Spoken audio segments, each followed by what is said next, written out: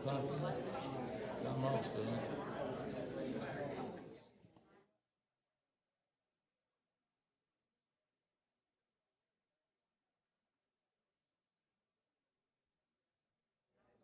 Well, good afternoon, everyone. Thank you all for being here. It's really nice to have a full house. It's a $5 charge if you stay for the whole meeting, but if you get up and leave after your story's been, get up, DJ will leave right now, I'm sure he will. But welcome, we're glad to have you. At this time, it's a regular meeting, August 16th, of the Owensboro Board of Commissioners. This time I'll ask our City Clerk, Beth Davis, to please call the roll. Commissioner Jeff Sanford. Here. Commissioner Mark Caslen. Here. Mayor Tom Watson. Here. Mayor Pro Tem Larry Maglinger. Here. Commissioner Bob Glenn. Here. This time I'd like for you all to please, you can stand if you want to, you can sit down. We're going to sing happy birthday to Ms. Davis. This is 5-0 for her.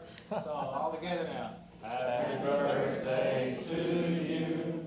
Happy birthday to you. Happy birthday, dear Beth. Happy birthday to you. All right.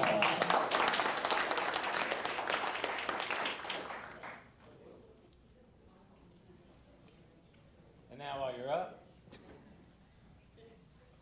Commissioner Sanford will have the invocation and the pledge. Stand if you're able. Please bow your heads and pray with me. Dear Heavenly Father, be with us today and guide us to work together for the betterment of our community. Please let us be mindful of all in our community and let us work together to make important decisions. Please comfort the sick and let them feel that your healing powers, Lord. Help us recognize all of the blessings which you have given us, for which we take for granted much too often. In these things I ask, amen. Amen.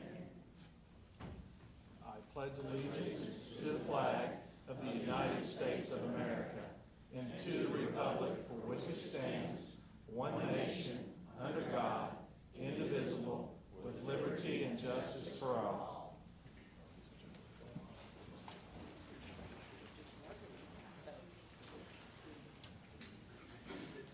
Before we go any further, I'd like for you all to take a moment and Pam Smith Wright, who served on the commission for years.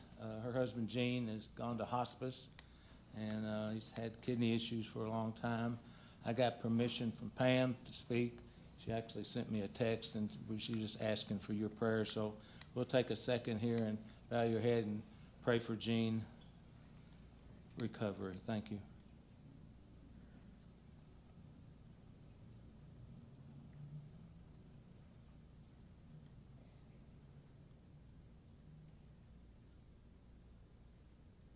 Thank you very much. Okay, first item on the agenda now, 4A, is the retirement recognition.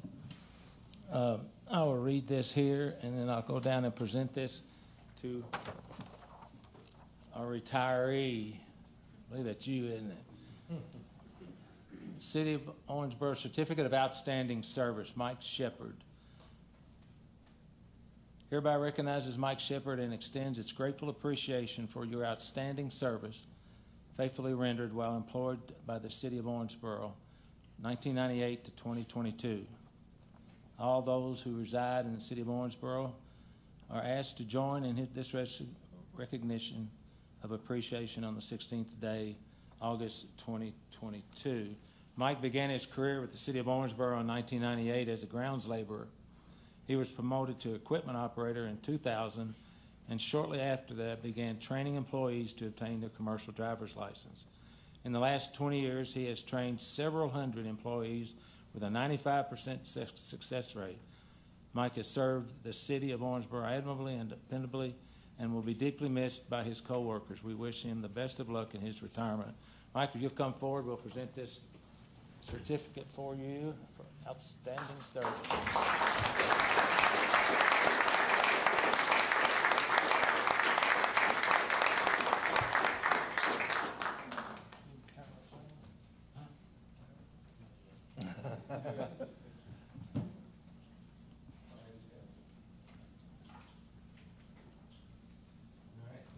Send it out now so everybody on the Facebook will know just exactly where you are.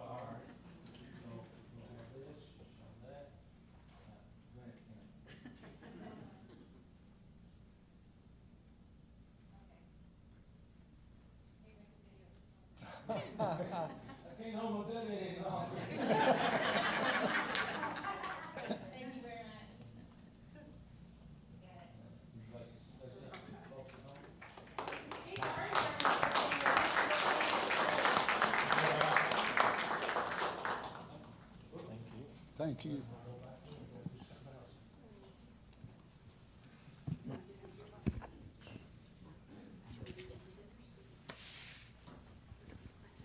Next item on the agenda, we want to recognize one of our own. Some of us know him as Joel Utley, the voice of the Kentucky Wesleyan Panthers. I know him as Butch because I had lunch at his supper at his house one time. We did football and for many years together on WVJS and WSTO and Channel. I think we did the first football game live when we had a TV station here. Joel's been a tremendous asset to our community. He's done great things for the Kentucky Wesleyan. He's known all over the community and pretty much all over the country. His voice has never wavered in all these years. I'm not going to tell you how old he is, but he's been a great asset for Kentucky Wesleyan and for the citizens of Owensboro as well. So I have a certificate here I'd like to share with you. If you would come up, sir. And he'd be nothing without Shirley. Let me put that in there too, by the way. All right, the City of Owensboro, Mayor's Award of Distinction. This is to verify that Joel Utley has been awarded this certificate in recognition of outstanding achievement, August the 16th, 2022, signed by all the commissioners. So, Joel, we'd like for you to have this, and then you got to wear this bling. Oh, boy. Thank you. It's a gold medal for the Olympics. I didn't know if you knew that or not. I would like to think I could compete in the Olympics. Can in announcing, I guarantee you on that. Thank you. Thank you.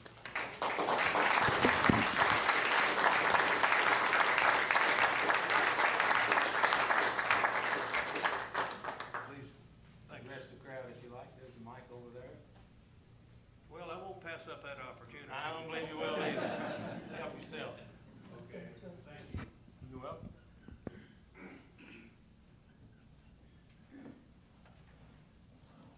Mr. Mayor and distinguished commissioners, ladies and gentlemen, this is a distinct honor for me, I can tell you that.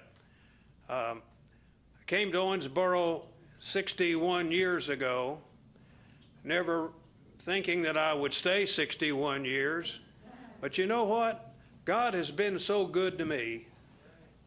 He's given me 83 years, well, in September, thank you.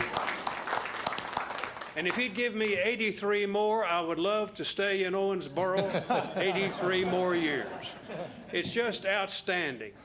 And you all will never know or see anybody in your future that's been more blessed than I have been. I've never worked, oh me, I shouldn't say that. No, I never worked a day in my life. I took the paycheck, but I never worked a day in my life. Everything I did, I just loved to do, and my wonderful family supported me all the way through. My wife, Shirley, is here. My daughter, Stacy, is over here. My two sons are in Nashville, but they're going to be tuned in over the cable system. And anyway, you all have a big meeting, and I could talk a long time because I've been known to do that. Where's that bell? Where's that bell I got? But here's one thing now, Mr. Mayor, as he mentioned, when I first came to Owensboro broadcasting high school football, he was the color man on the broadcast. I was 12. You might have been then, but you're not now, you rascal. But I told him then, I said, you talk so much and talk such a good line, someday you ought to be mayor.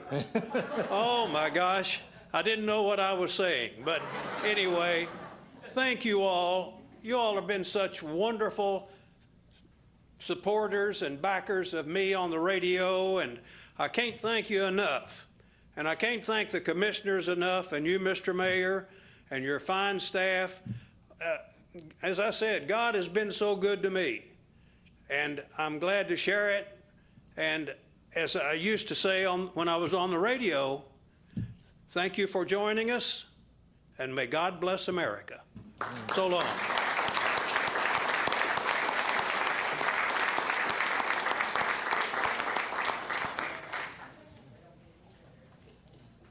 That was excellent. I knew it would be. Good job. Do we have to do the rest of this meeting, City Manager? Go home? All in favor indicate by saying aye. Okay, item 4C on the agenda is Seniors Community Center of Owensboro, Davis County. Becky Barnhart, Executive Director. Please make your way to the mic and state your name and address for the record, please. Becky Barnhart. I reside on West 22nd, but I spend most of my time on West 2nd Street at 1650 West 2nd Street. Thanks so much for making me go after Joel Utley. That's not big shoes to fill at all, but thank you again. The Senior Center is open. Yes. Okay. And I thank you, Mayor and Nate and commissioners, for this opportunity, and folks to give a little update on what's going on at the Senior Center. We were formed in 1968, and we moved to our current location in 1982. So in October, we'll celebrate 40 years of being in that building and serving seniors. So we're going to have an annual dinner and celebration for that. So I just encourage each of you on the day is to buy a table to sponsor that that event. We have been, since 1997, we've been the Senior Center services provider for Davis County through the Older Americans Act. It's a federal mandate, federal program, and we have won that contract consistently since 1997. There have been few name changes. We're now the Senior Community Center.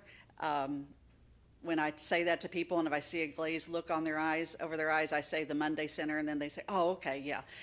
We're still known as that. We were closed during COVID from March 2020 to July 2021, and we've reopened with huge excitement and a lot of activity going on. Just a little bit of information. We serve over 60, that's what the federal mandate is. The majority of our participants, are in their 70s and 80s, but we do have a lot of people in their 60s and a lot in their 90s that come and participate. Since we reopened last July, we've served about 1,000 seniors in about 26,000 different ways, which is about a 40% increase of what we have done pre-COVID. We have a ways to go because the community, the senior population is growing, is large and growing as us baby boomers. Some of us still cling to those 50s, and Joy and Beth, but a few months away from crossing over into the next decade. But the baby boomers are growing demographic. We provide a lot of services. Most of them are required by our federal contract. We get reimbursed through GRAD, and so we track who we serve. It doesn't mean that we don't serve anyone under 60, but our funding comes through 60 and over. We have been trying to add new programs since we started and trying to keep up with the demand and the need for what, as people say, the senior of the future. The senior of the future and the senior of the present have a lot of similarities, but there are some differences. We've tried to bring in some new programs for that. We have enjoyed a long-standing partnership with the City of Owensboro, and we thank you for your generous support and partnership through the building and through maintenance and programs. Thank you to Commissioner Maglinger and Commissioner Sanford, who helped get a really dangerous curb removed from in front of the building, which was a trip and fall hazard for our seniors, and extended the parking lot, made it much safer. And we just call him City Joe, Joe Welsh. When we call him, he's right, Joe on the spot, I guess.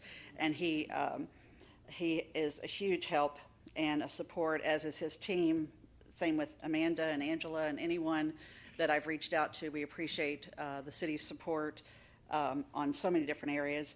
And of course, we would not be able to do what we do without the financial support from the city on an annual basis and in times of crisis that we want to recognize and thank you for that. Our majority of our funding is federal and state, but we couldn't do what we do without city and the county partnership. As has been the conversation over the last few months, and maybe years about a new senior center. I just want to bring up a couple of points about that, and realize that I have talked with many of you individually or in a meeting, but never kind of on the record. And so I just wanted to, on behalf of the seniors and our board, just share with you a little bit what we're feeling and what we're where we're at right now. From my understanding, the conversations about the Y and Senior Center partnership started in September of 2020. Informal discussions. I started as the director on November 30th of 2020, and within my first couple of weeks, I was in a meeting. And I remember Jeff Sanford asking me, "What do you all need?" And I thought, well, I've only been in the job 2 weeks, so let me figure that out. And it was a helpful question because it got us to thinking and got me thinking, what do we need as a senior center to move forward? Keeping in mind that we were closed and I had not been there as the director when we were open. So I did some research based on some other things that had happened in the past, some other diagrams and schematics that were, and I'm not going to bring up the past, but based on that, and then the city issued the RFP in 2020, January of 2020, for a new senior center in front of where we're currently located, was up to like 36,000 square feet in the RFP, and then talking with other people, we kind of came up with what we felt like we needed, which was around 18 to 20,000 square feet. The conversations with the Y and the city and the county got more formal last July. We started about 3 weeks after we opened as a senior center and met on a regular basis frequently and had a lot of good conversations, some heated conversations, some agreements and disagreements. And we've come to now with some preliminary schematics and diagrams that we are hoping that we will show in public forums. We have not scheduled public forums as of yet because we are still working with the YMCA on getting an updated MOU, a Memorandum of Understanding. Their Y board met on August the 10th and made some updates and changes and sent it back to us. And our board meets on the 22nd of August, at which time we'll review and figure out how to move forward. So that was one of the reasons that we we haven't scheduled the public forums, is because we were waiting to understand, to make sure both parties were on the same page for the Memorandum of Understanding. Our preliminary schematics that have been designed by Grow Development allocate about 11,000 square feet to the senior center for just our space, and another 2,400 for shared space with the Y. Now that does not include, however, our seniors might be able to use the swimming pool or the gymnasium. Those things have not been worked out in terms of what the cost will be for seniors or how scholarships will work out. We currently are utilizing about 22,000 square feet in our facility. The building, we rent part of the space to Audubon Area for their senior programming. And then, of course, canteen is the central kitchen in the basement of the senior center. Whereas the Y and the senior center have some similarities. It's a small demographic, and our mandate is for seniors only, through the Elder Americans Act. And there's a lot of requirements under that we haven't considered yet, and we need to. We've reached out to GRAD, but those are just some concerns that we have, that we got to make sure the space meets the federal requirements. Another concern that we have expressed is we did a financial pro forma along with the Y. They had done one. We kind of did one separately as if nothing changed, and we come out in a deficit in the first year, and that's a big concern for me because the senior center has been in a deficit before, and it wasn't it wasn't good, and so we don't want to have to cut programming or staff to make up that deficit.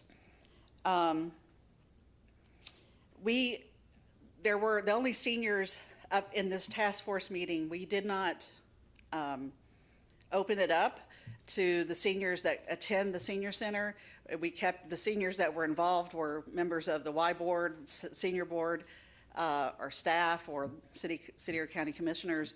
And one of those reasons that we discussed as a task force was we wanted to make sure we had the right information to share with seniors and to share with the public, because in the past there have been other information shared and that didn't materialize, and the seniors have had an expectation that they would be getting a new senior center.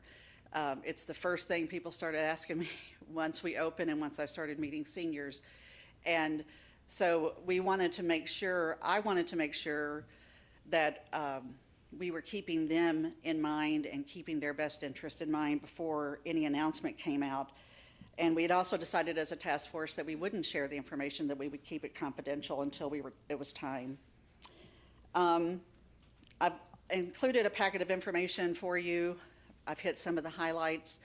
I've also included a petition that was signed by some of our seniors that attend regularly. There are a lot of concerns about being in the YMCA and sharing space with kids and teenagers and younger people.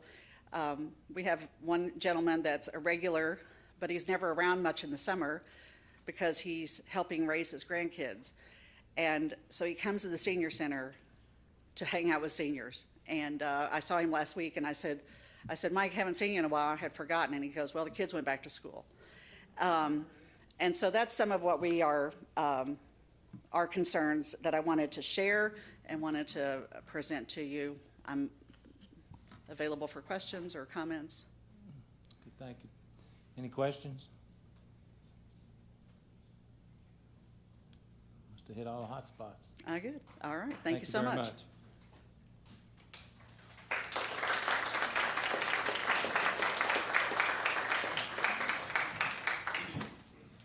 Okay, next item on the agenda is item 5A. Consider the minutes, approval of the minutes dated August the 2nd and August the 9th. I'll make a motion to approve these minutes. Could I have a second, please? Second. Any discussion? Hearing none, all in favor indicate by saying aye. Aye. All opposed? Motion carries. Thank you. Item 5B, I'll ask the commission to consider these board appointments. Owensboro Riverport Board reappoint Joanna Shake and Jacob Reed to a 4-year term, effective September the 10th, 2022. And the Owensboro Davis County Drug and Alcohol Steering Committee reappoint Shelley Newcomb and Debbie Zerner as a joint city-county appointee to a 3-year term effective September the 2nd, 2022. I'll make a motion to approve these appointments. Could I have a second, please? Second. Thank you. Any discussion? Hearing none, all in favor indicate by saying aye. Aye. All opposed? Motion carries. Thank you all. Item 6, ordinance, second reading. This will be a roll call vote. Ms. Davis. Ordinance 17-2022, an ordinance establishing the City of Owensboro transient room tax and procedures for its collection and enforcement. Read for approval on second reading the 16th day of August, 2022. Thank you. I'm making the motion to approve this. Could I have a second, please? Second. I'll ask city manager to discuss this to kind of further define what we're talking about, please. Happy to, Mayor. Of course, I gave a very thorough discussion and overview of this topic at our last meeting on 2 weeks ago. Essentially, this ordinance enacts the transit room taxes on behalf of the city. Funding would go to cause the construction development of a indoor sports facility in our community, which is currently in development. The tax applies to hotels, Airbnbs, Verbos, those type of short-term rentals for locations that are rented for a duration of 30 days or less. It does not apply to apartments or places rented for 30 days or more if and when they possess a kitchen. This, again, would go to further the Sportsplex project, which we are discussing.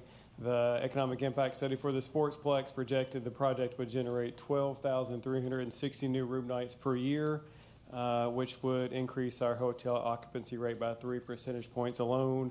And that, by design, is a very conservative number that estimates the facility is only booked 50% of weekends a year, which we anticipate being much higher than that. So because we are now engaging an architect to design the project, this is the appropriate time to enact the tax to provide revenue as we will start having expenses for the project now. Thank you. Make a motion to approve this. Could I have a second, please? Second.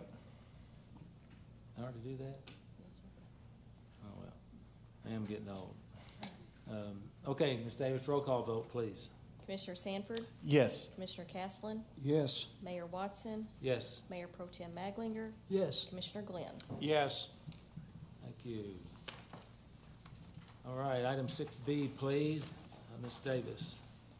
Ordinance 18-2022, an ordinance establishing the Owensboro Tourist and Convention Commission, procedures providing for the appointment and terms of members, powers of commission, and audit of commission's books and account.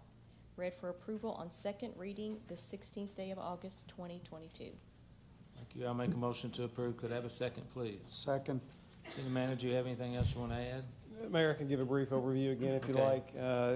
Again, as I shared last meeting, this is a companion ordinance to our last item. State law requires the creation of a tourist commission when transient room taxes are enacted. So as required by state law, this ordinance creates the tourist commission with the structure as required. However, as we all know, we have an existing Convention and Visitors Bureau known as Visit Owensboro, and Visit Owensboro does a wonderful job marketing our community on our behalf. And we, of course, do not want to duplicate their efforts. So we envision this new tourist commission created by ordinance to contract with the city to provide tourism generating facilities, which is the indoor sports facility that we just discussed. Further, we expect the new tourist commission to contract with the existing CVB to market on behalf of our community as it has done for many years. So this is a required commission. We will not duplicate the efforts of the existing groups. It is a funding mechanism to ensure that this facility can be paid primarily by visitors to our community and not by locals from our community. Thank you. Any other discussion? Hearing none, roll call, Ms. Davis. Commissioner Casland, Yes. Mayor Watson, Yes. Mayor Pro Tem Maglinger, Yes. Commissioner Glenn, Yes. Commissioner Sanford. Yes. Thank you. Item 6C, Ms. Davis.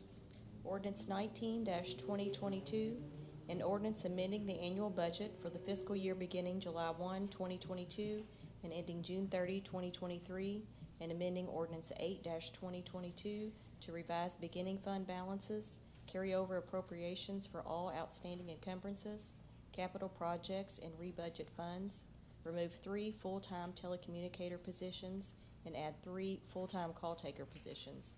Read for approval on second reading the 16th day of August, 2022. Thank you. I'll make a motion to approve this. Could I have a second, please? Second. City Manager, do you have any other discussion on this? It's a You make second it- reading, but Right. you good? I'm good if you're good. All right, any other discussion up here? Hearing none, we'll have roll call, Ms. Davis. Mayor Watson, Yes. Mayor Pro Tem Maglinger, Yes. Commissioner Glenn, Yes. Commissioner Sanford, Yes. Commissioner Casland. Yes. Thank you. Motion approved. Item 7, ordinances. First reading, there will be no vote. Ordinance 20-2022, an ordinance annexing to the city of Owensboro certain unincorporated territory in the county of Davis adjoining the present boundary line of the city, being property located at 2753 Veach Road, containing .376 acres more or less, at the request of Alan Renfro, introduced and read on first reading the 16th day of August, 2022. Thank you. City Manager, would you like to describe this annexation? I'd be happy to, Mayor. Thank you. This is first reading of an ordinance annexing into the city property located at 2753 Veach Road. On the exhibit there on your screens, you can see the parcel shaded in the red hatched lines there. Immediately to the north of this property, for reference, is the Tom Blue Furniture location, to give you some context of where we're discussing. So this is a consensual annexation, so the property owner has submitted a signed consent form requesting the Board of Commissioners to take this action. We'll consider a typical annexation incentive at our next meeting with second reading of this ordinance. I will say this is a good one. A couple of years ago, I guess in January or February of last year, we actually annexed Tom Blue Furniture to the north, and so by doing this property, we closed one of those little pockets of unincorporated territory. There are several still in existence, but this actually closes a small one here, so it's a good a good initiative from a public safety standpoint as well. Thank you. Any other discussion? Okay, where are we, Ms. Davis? 7B? All right. 7B, please. Ordinance 21-2022, an ordinance repealing ordinance 12-2022 in its entirety, which was approved by the Owensboro Board of Commissioners on June 7, 2022, and annexing to the city of Owensboro certain unincorporated territory in the county of Davis, adjoining the present boundary line of the city, being property located at or near Gates Drive and Coventry Lane, Tract 1, 36.925 acres, Tract 2, 15.655 acres, and Tract 3, 0.444 acres, containing a total of 53.024 acres, more or less, at the request of Owensboro Developers, LLC, introduced and read on first reading the 16th day of August, 2022. Thank you, City Manager. Thank you, Mayor. This is a little bit of an unusual item, so my comments actually at this point will pertain both to this item, which is 7B, and also the next ordinance, which I believe is 7C. And so it's very unusual in this scenario, but essentially we are repealing an ordinance that we adopted back in May that annexed the areas 1 and 2 in the blue and also the Gates Ditch area there in the exhibit in red. And essentially that the May 17th meeting, we approved 2 annexations. However, the developer of the project, of course, plans a residential development with 177 lots. Subsequent to that annexation, however, we learned that the acreage and legal description that we received from the engineering firm were in fact incorrect. So at this time, we have to repeal the previous ordinance and go back and re-annex it, essentially just recording the proper legal description and acreage that were provided in error from the developer's engineering firm. Okay, thank you. Any other discussion? Hearing none. Item 7C, please, Ms. Davis.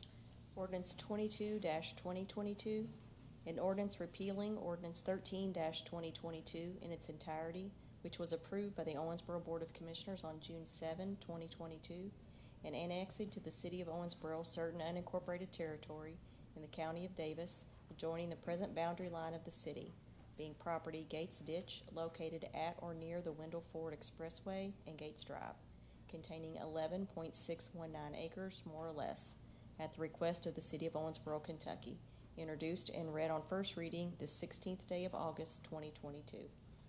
City Manager, you want to follow up? No additional comments, No Mayor. additional Same comments. thing. Same thing, okay. Any other discussion? Thank you. Okay, we'll move to 7D, another first reading, there will be no vote. Ordinance 23-2022, an ordinance annexing to the city of Owensboro certain unincorporated territory in the county of Davis, adjoining the present boundary line of the city, being property located at 3107 Litchfield Road, Highway 54, and Litchfield Road, Highway 54 right-of-way, containing .880 acres, more or less, at the request of Molly Highway 54 LLC, introduced and read on first reading the 16th day of August, 2022. Thank you, Ms. Davis. City Manager? Thank you, Mayor. It's first reading of an ordinance for the annexation of the property at 3107 Litchfield Road, which is more commonly known as Highway 54. Again, you can see this on the exhibit in front of you. Again, it's the red shaded property. You can see Highway 54 running across the street, and then in the top right corner, for context, you can see the Walmart store that's been there for many years. The subject property has been acquired along with the former Bob Evans restaurant location next door. The 2 parcels will be combined into a single tract for redevelopment. The Bob Evans location is already in the city, and the entire site must be in the same jurisdiction, hence the ordinance to annex this portion currently, or not currently, in the city. Accordingly, there will be no annexation incentive for this project. Thank you. Any discussion? You gonna tell them what's gonna be there? Is that a secret? I don't know that we're authorized to release it. Okay. I think it's sort of the best kept secret in town, perhaps, but I'm not authorized to speak to it at this point. Government at its best, folks, I'll tell you. Okay. Item 7E, is that correct? Yes, sir. Sure. Ms. Davis? Ordinance 24-2022, an ordinance levying ad valorem taxes for municipal purposes for the fiscal year commencing July 1, 2022, and ending June 30, 2023, at the rate of 26.40 cents per $100 of assessed valuation of real property, 27.61 cents per $100 of assessed valuation of personal property, and 30.30 cents per $100 of assessed valuation of vehicles, and providing for the collection and apportionment of same, introduced and read on first reading the 16th day of August, 2022. Thank you. City Manager? Thank you, Mayor. As we all know, the property taxes are one of our larger sources of revenue, and this is first reading of an ordinance setting our 3 different property tax rates for this year, for 2022 fiscal year, or calendar year, sorry. The largest revenue, by far the most well-known, is the tax on real property or real estate. We propose no change to the rate from last year, or really the last 2 or 3 years, which would continue with a rate of 26.4 cents per $100 of valuation. With this rate, a property assessed at $100,000 in the city would pay $264 in property tax to the city. As for the other categories, we also propose no change to the vehicle rate, remaining at 30.3 cents per $100 of valuation, and has been at that rate for many years. Finally, on the personal property tax rate, which is calculated automatically based on our other rates, so we are proposing, or the formula has a reduction from 30.02 cents down to 27.61 cents. So again, the real property rate is our most prominent rate and is what is generally referred to when we talk about property taxes. And so we're pleased to propose no change in that rate for your consideration. Thank you. Any other discussion? Angela, you do it right? Okay, no discussion. Item 8A, please. Municipal Order 27-2022, a municipal order adopting the Davis County Solid Waste Management Plan 2023 through 2027 update, introduced and read for approval on one reading the 16th day of August, 2022. Thank you. I'll make a motion to approve this municipal order. Could I have a second, please? Second? Any city manager, you want to talk about this? Really nothing more than what the city clerk cited. The county is required by state law to have a management plan, and since we're within the county, we ratify their plan. Great. Any other discussion? Hearing none, all in favor indicate by saying aye. Aye. All opposed? Motion carries. Thank you. City manager, number 9 items. Yes, today for your consideration, we have the following personnel appointments. Renee Mackey, probationary full-time non-civil service appointment to bus driver with the Transit Department effective August 29th. Carla Ellis, probationary full-time non-civil service appointment to telecommunicator with dispatch effective September 12th. Whitney Brown, probationary full-time non-civil service promotional appointment to senior accountant with the Finance Department effective August 28th. And Stephen Schroeder, regular full-time non-civil service appointment to refuse truck driver with Sanitation Department effective August 16th. Thank you. I'll make a motion to approve these personnel appointments. Could I have a second, please? Second? Any discussion? Hearing none, all in favor indicate by saying aye. Aye. All opposed? Motion carries. Thank you. Item 9B, city manager comments. No other comments, Mayor, other than to wish the city clerk a happy birthday.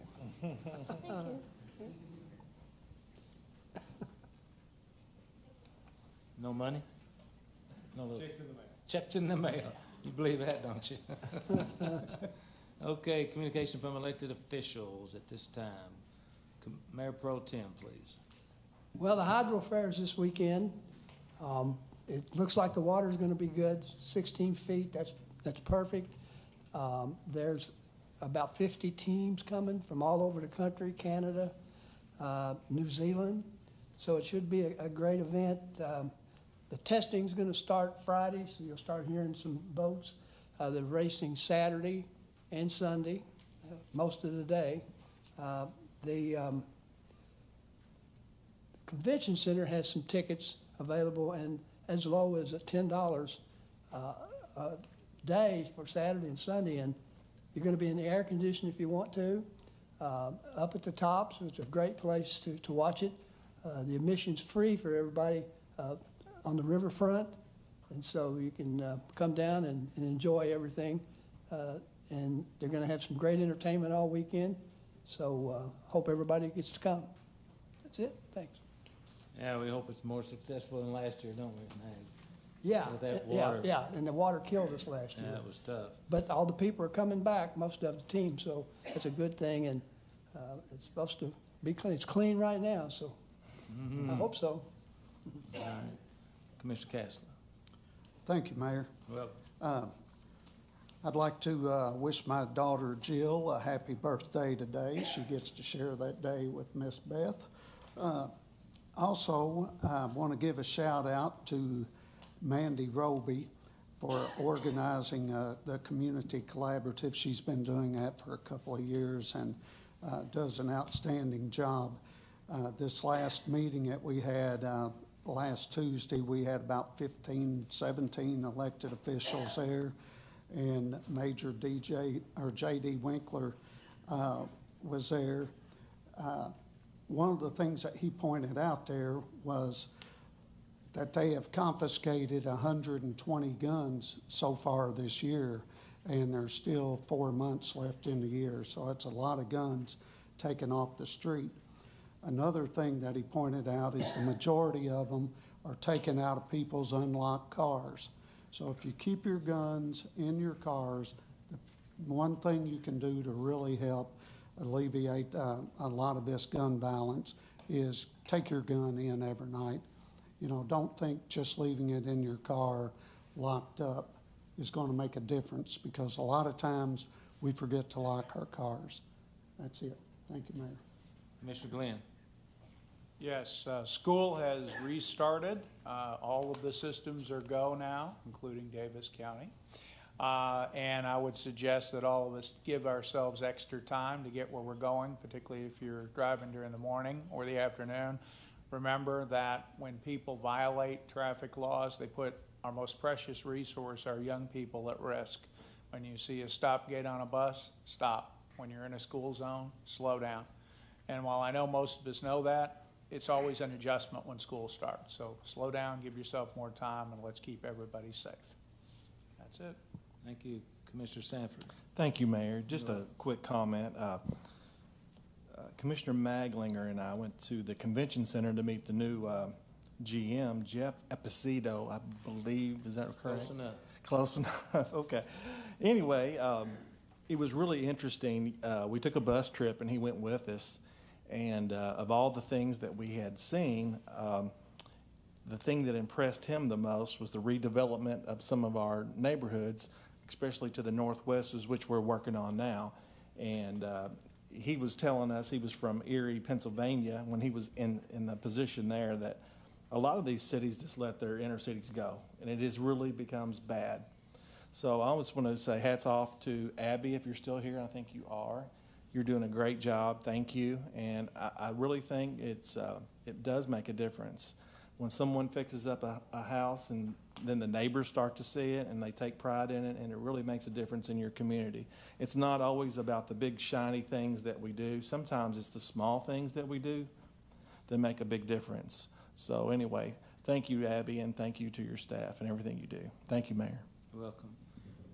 I'd like to recognize DJ Johnson, our House member from the 13th. Is that right? 13th. I know you're involved with the senior center too as well, so we appreciate you being here tonight.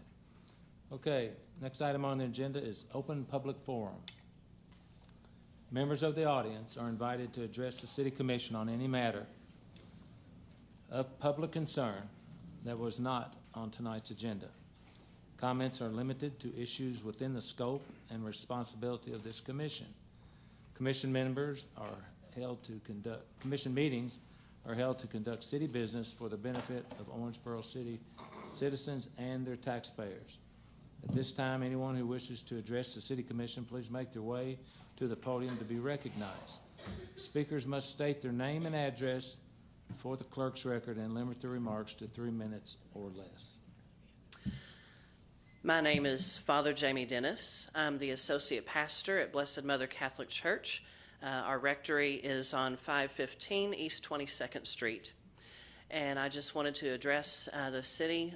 We've had a little difficulty here recently. To begin with, when I was a senior in high school, I was hit by a car at over 30 miles an hour. I never want to experience that again. With that said, I have to cross 22nd Street every day to celebrate Mass and work in the parish. And so we had signs installed that say blind person in area to notify drivers. I was notified there was the possibility of these signs being taken down. And so I was going to have my picture taken with the sign, and we were going to try to have some dialogue with the city. Went out to take the picture, the signs were already gone.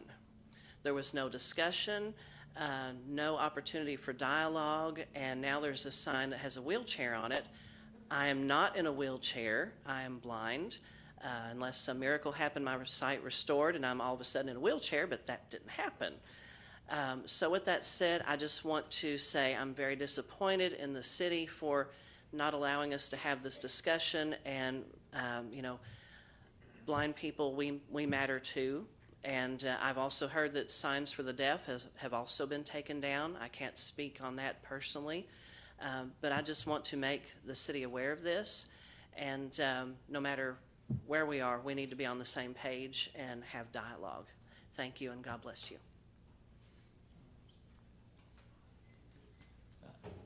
Thank you, Father.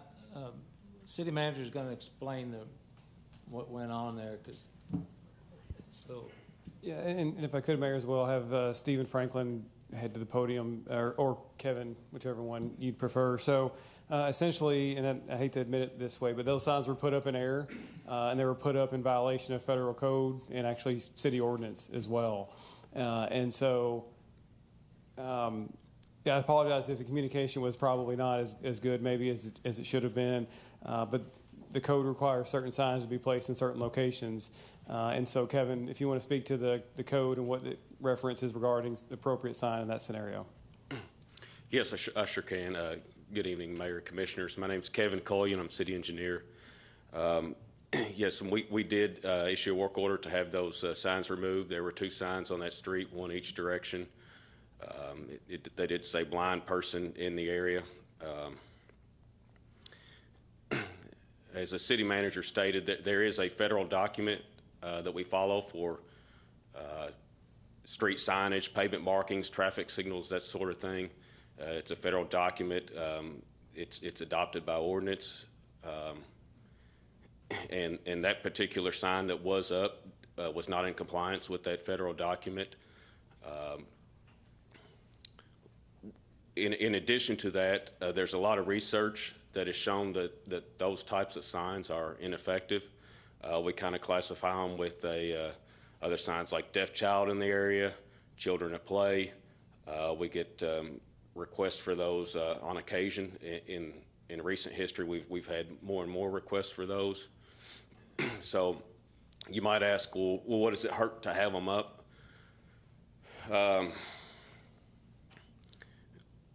One issue is it's possible they create a false sense of safety for those people. And so, as Father alluded to, he may have felt some additional safety having that sign in place, when research has shown that is not created. And in the case of like a deaf child in the area, that may, a parent might be less vigilant because they feel that sign adds safety for them. Another thing I will say is that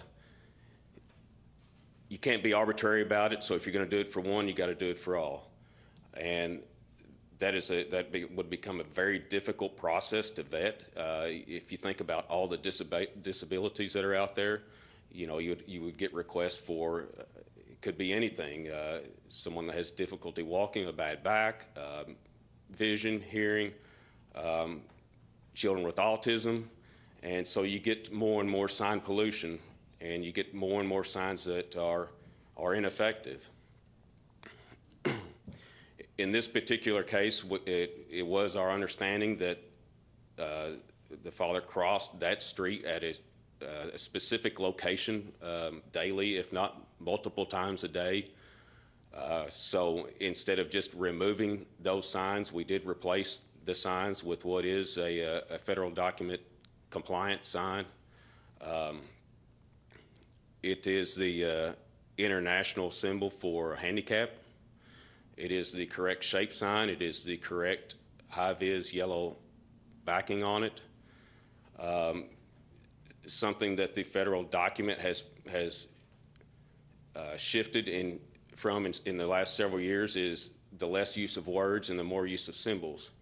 Now, you can't do that on street names, of course, but if you think about not everybody can read, and not everybody can read English. And that's why that federal document has gone to more and more use of symbols. And so that is why you see the use of the symbol for the handicap. So those are the reasons. It's not being hateful or malicious or anything like that. It is, in all honesty, it is in light of safety for the public and protection of the city and the public as well, and from a liability standpoint. Kevin, it's my understanding that over the last 2 or 3 weeks, we'd received 3 requests for similar signs, whether it be for visually impaired or children with autism, and we've declined those requests as we're supposed to do, subject to the ordinance and the federal code. And so they were upset because they felt like they were being treated inequitably, and to a degree they were. So that was part of the justification now, because there were some recent upset requests that, as I understand it, from those who had signed requests that were denied and compliant with the code. So I think that was part of the consideration as well. Yeah, and we didn't have dialogue. I mean, we didn't anticipate this this becoming such an issue. I mean, we thought that, we were doing the right thing.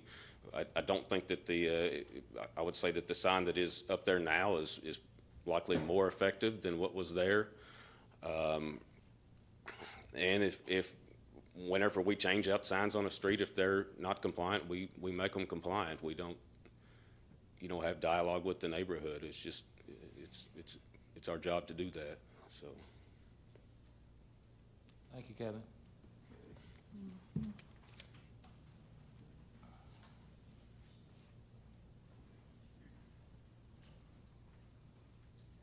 Yes, ma'am. It's my turn. I appreciate being here tonight, and we're here with some mixed emotions, I suppose. My name is Cheryl Lott, and I serve as the president of the Support Alliance for the Visually Impaired. We call it SAVI for short. We are a group of actually 36 members, and just have picked up 3 new ones this weekend. So there's a demand. There's a lot of people out here that have vision issues. If any of you have vision issues, I pray that you don't lose your sight completely. It's horrible. And there's so many things that we can do, or we try to do, to be independent. We want to be independent, and we don't want a lot of attention called to us because we're blind. We want to be independent. We want to work on our own. But then there's a sense of safety and care that Father Jamie felt, and I think the thing that upset us more than anything was that all of a sudden the signs just are gone. And if you rely on that, and then all of a sudden there's not a sign, well, okay. So you have to change your ways a little bit and maneuver around. We have to walk with canes and with people helping to drag us places and all that kind of stuff. But we're here to advocate. Our group is here to advocate for Father Jamie. That's what we're about. We're a very close-knit group. We're very concerned about the safety of our people in the community. And I will tell you that even though I had found out about the signs and I didn't know a whole lot about, the area we were talking about, I had my husband drive us over there so I could look. I wanted to go see. And I do want to tell you, thank you at least for putting up a handicap sign. I'm not sure at this point that is exactly kosher with us, I guess I want to say, but it beats nothing.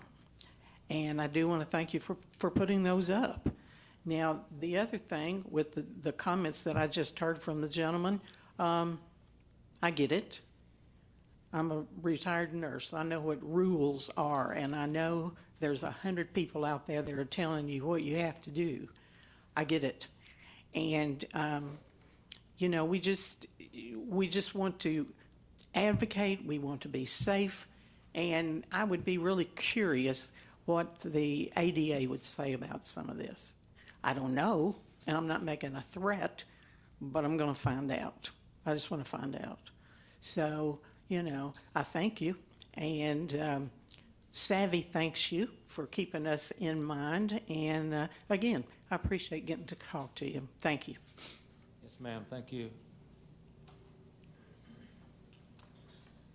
Do we have anyone else?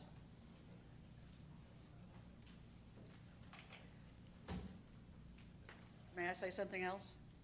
Didn't you have your 15 minutes of fame? Well, I think it was only 12, so I'm going to take 3 more minutes. Help thyself. I just wanted to recognize that we have a lot of seniors here and staff and board members from the Senior Community Center.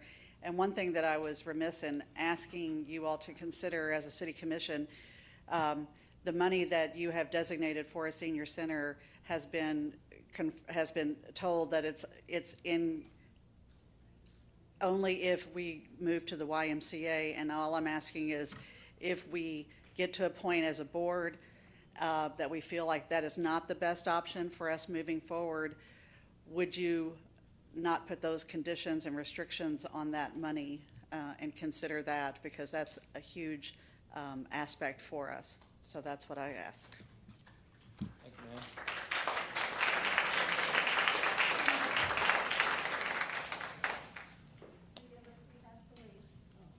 Take me with you. We just wish that people would obey speed signs in Owensboro. They turn off of Beach Road and they accelerate. They turn off onto 23rd Street and accelerate to get to J.R. Miller, and it's really a death trap. I walk across the street just to get to Blessed Mother, and sometimes it's a scary thing, but if people could just, if they look at any signs at all, the speed signs, and obey them, that would, he is not handicapped, he's far from it. He's visually impaired. And a lot of people don't know what this cane means, a white, red-tipped cane. They don't know what it means. So thank you. Thank you for your time. Yes, ma'am. Thank you.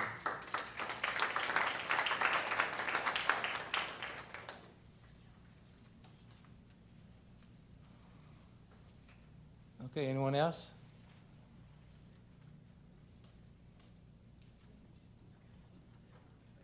Okay.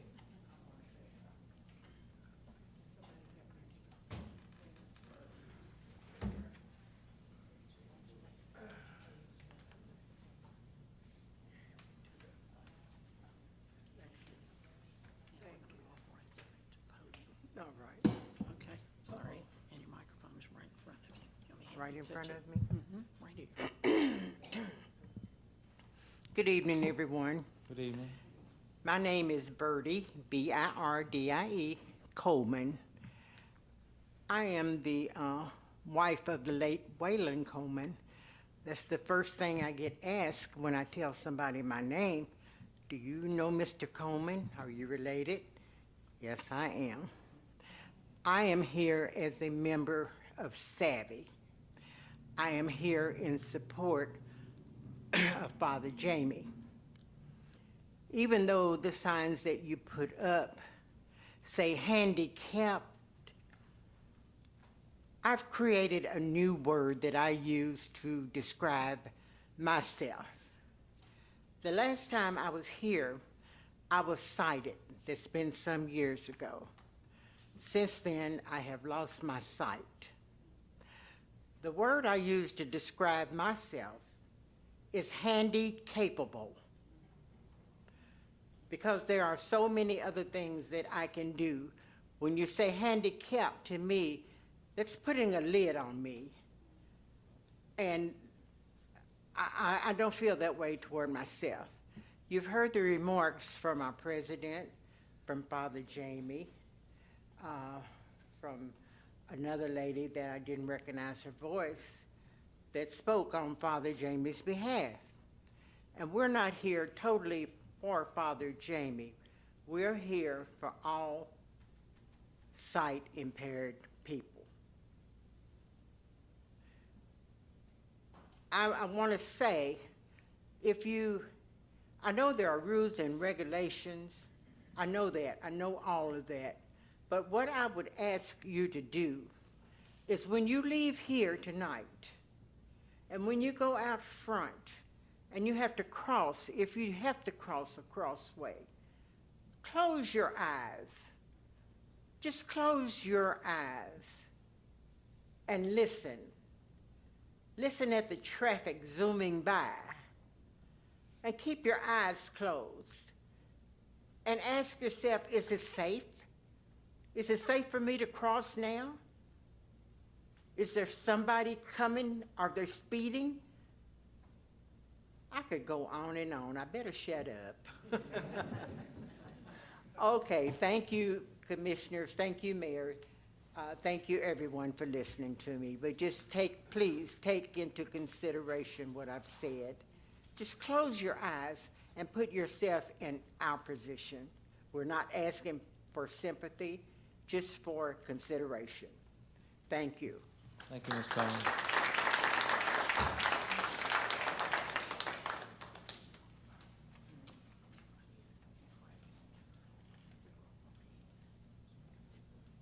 Anyone else?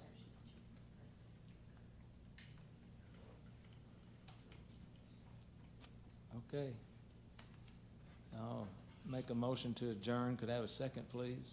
Second. Any discussion about adjourning? Hearing none, all in favor indicate by saying aye. Aye. All opposed? We are adjourned.